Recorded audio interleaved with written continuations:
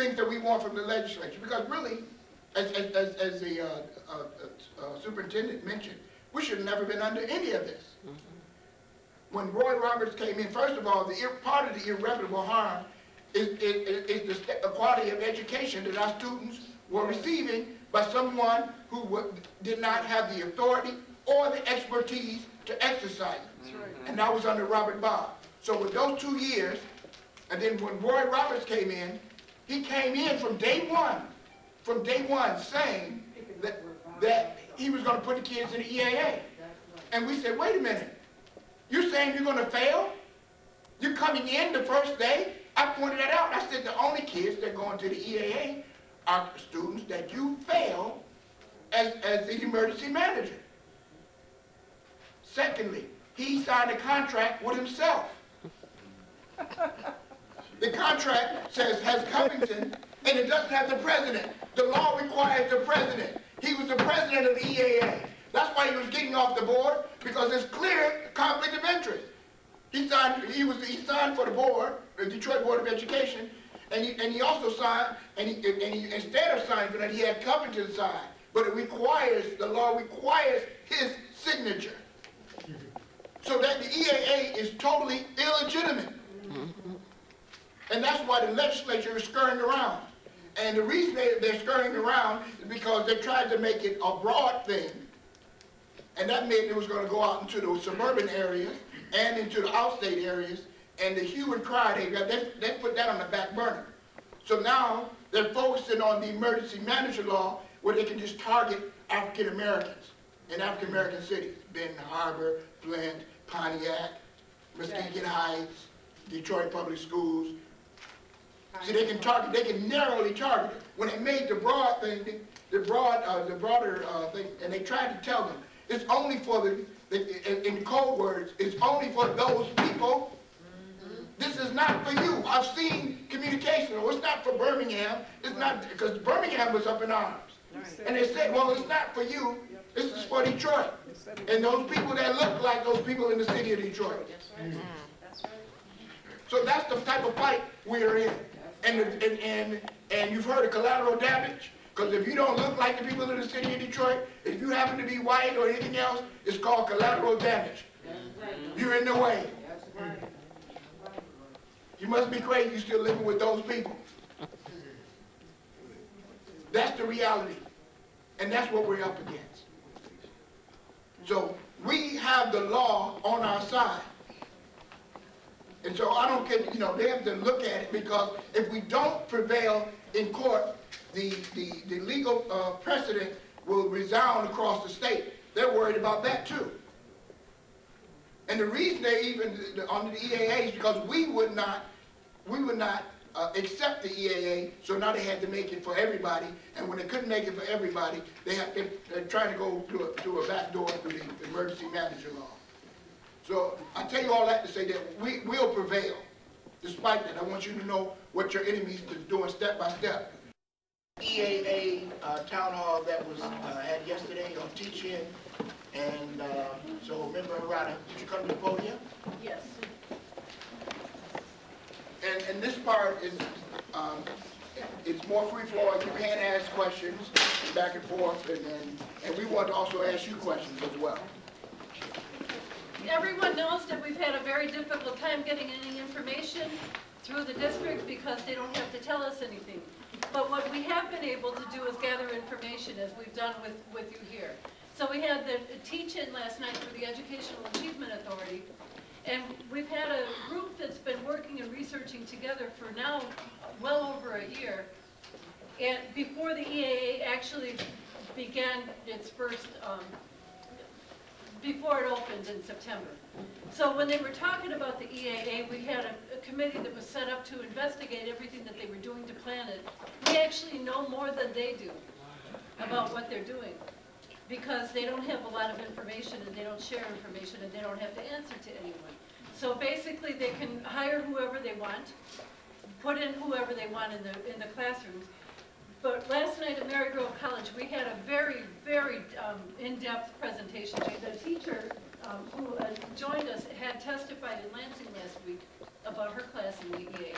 The teacher who was with us Brooke Harris, was the teacher who was fired from the Pontiac Academy for holding the fundraiser for Trayvon Martin's family.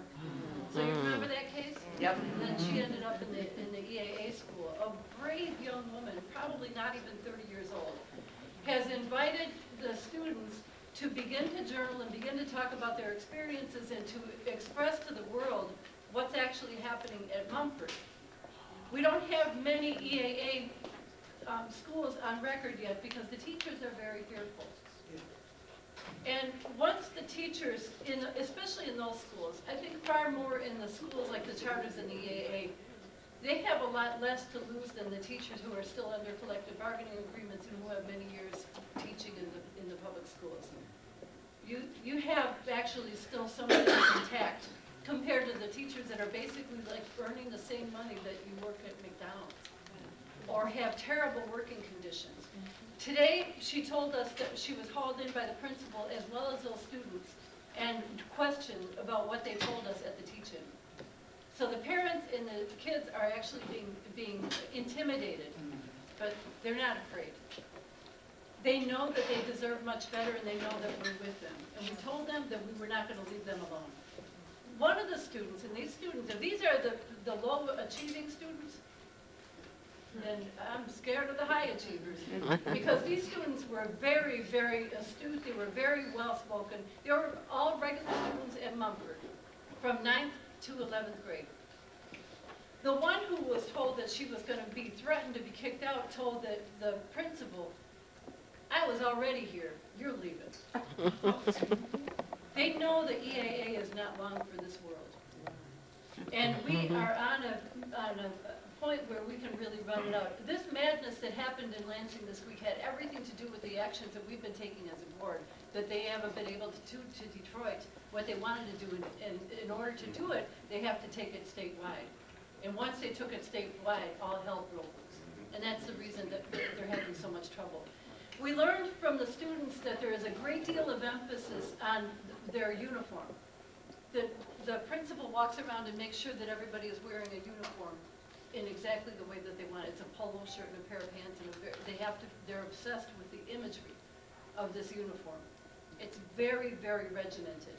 A student who we interviewed, who was just an incredible story, lives near Pershing, but her mother was with her. They were at Highland Park schools, and they moved to she enrolled her daughter at Mumford. They were afraid to go to Pershing because her other son had been shot there. And she thought that Pershing was not safe and that Mumford would be better. So this young girl takes 2 buses to get to school at Mumford. She has to take 2.5 hours to get to school at Mumford and then walk from 8 Mile all the way down to where Mumford is, almost to 6 Mile. She has to walk all that way.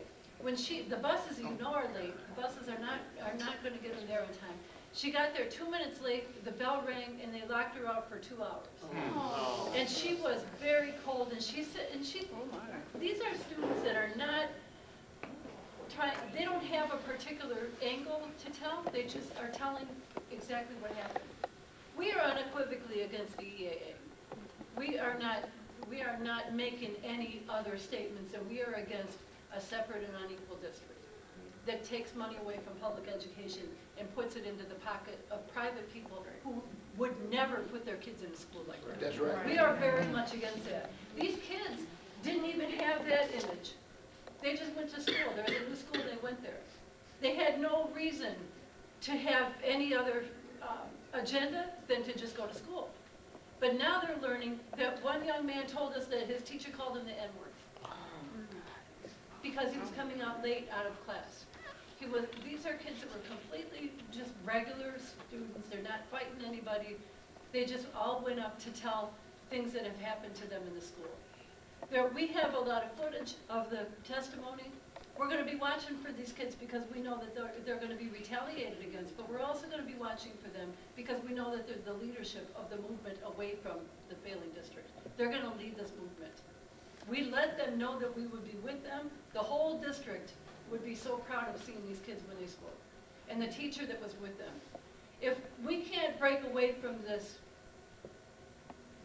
fake school district, that's feeding money to people we don't even see, who we don't even know, then we don't deserve independence from it. We know that we want self-governance, right? We want to be governing ourselves.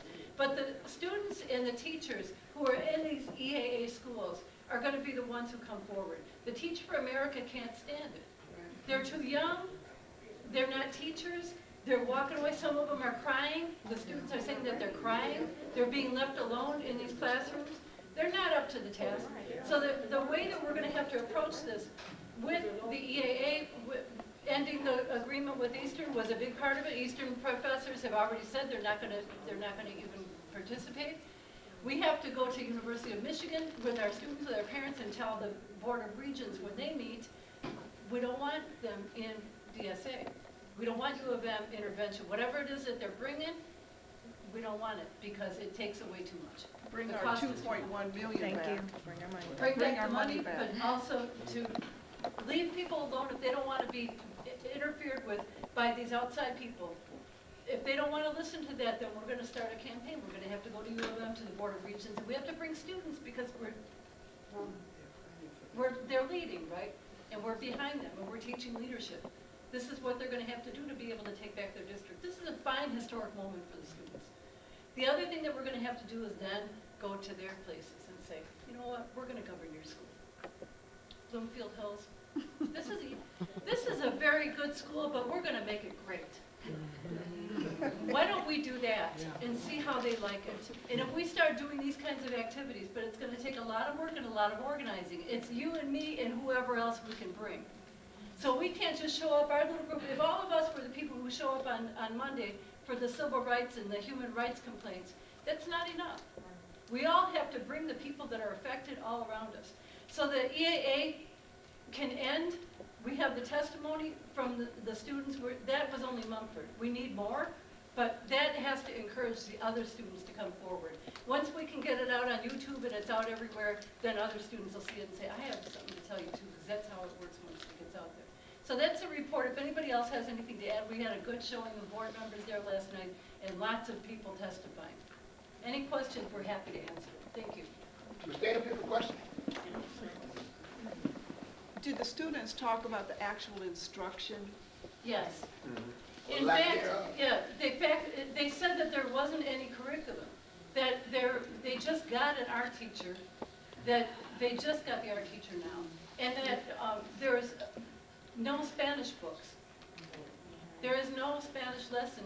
And when they have this computer-based curriculum, if they have a question, the teacher advises them to go to a website and look it up. So there's really very little teaching going on there, very little education going on there, and they know it. The students are well aware of it, that they're not getting anything. So there really is no curriculum. Yeah, I just wanted to say too, I mean, this is very detrimental for the seniors, you know, that's in all these EAA high schools, because if they're not getting, you know, the necessary classes that they have to have in order to graduate according, you know, to the Michigan Department of Education, for them to, you know, say they're successfully completed high school, then they're going to end up having to stay and repeat those classes, and having to go into maybe next school year. So it's a possibility that we're going to have a bunch of students that won't be able to graduate this year on time. And the platform that they're using, this Buzz, is they're just sitting kids in front of a computer with a computer program, which is, you know, as was testified by Ms. Harris, is that it's not even doing what it's supposed to do, because what they're doing, standard-based education is, you know, it's a concept, it's a proven concept, but it's the way they're implementing it, and it's supposed to meet the child where they're at and have an individualized program that will, you know, they can go through, but it also is the blended piece in which you still have that teacher-student interaction. It's just not sitting the kid in front of a computer all day, and that the computer is going to be able to teach them. And so it's, the concept is proven, but it's the way that they're delivering it that is causing the miseducation of our children.